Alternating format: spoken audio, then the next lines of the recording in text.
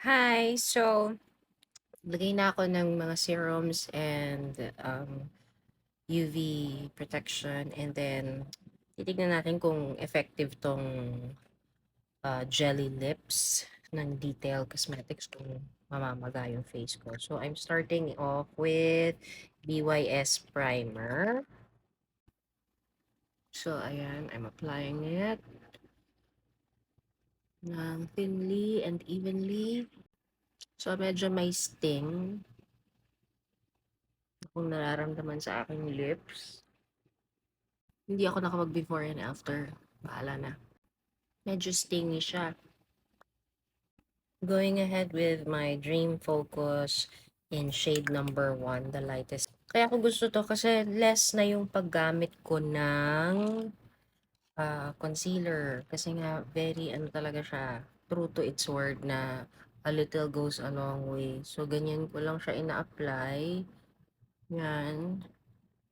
And as in, pang malakasan na siya. Yan na yun. O, diba, sis?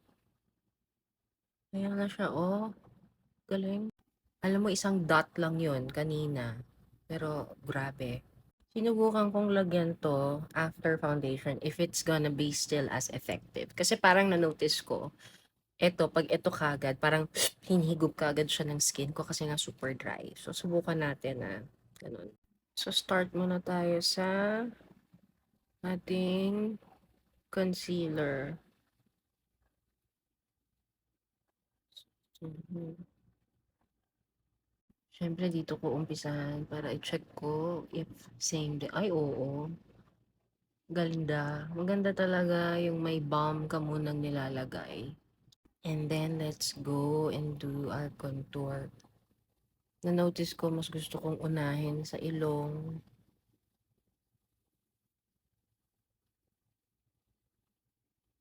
Mhm. And then dito.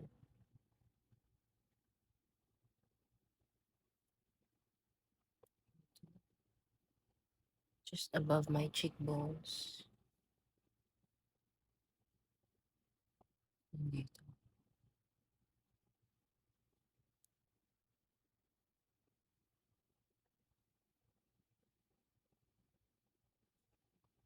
And then, we blend.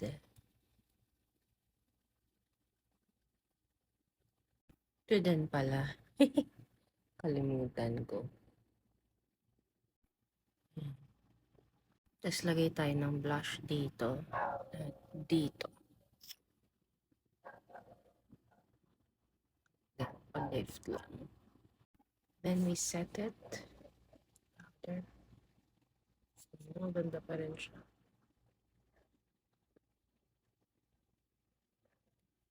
So, gawin ko muna yung aking brows.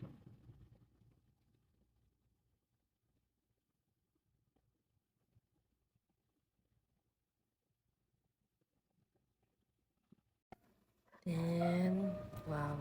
Ito yung gagamitin kong eyeshadow.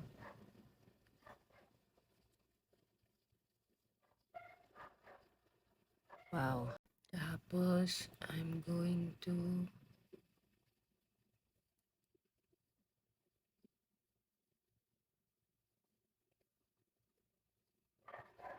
tapos dito.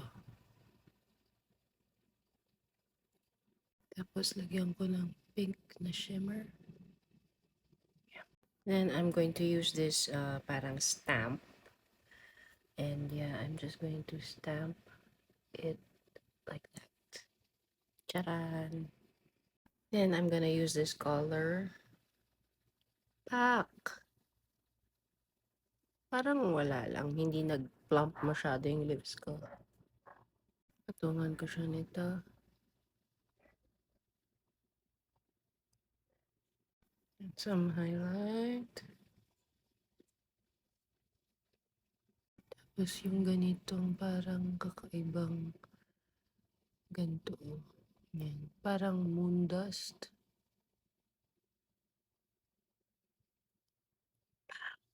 And ang pangmalakas ang hairline powder natin. You and me, you and me, So I'm calling this makeup a cute and vampy makeup. Di ba parang it goes against each other kasi parang cute doesn't always mean vampy. So I think this is the perfect look for that.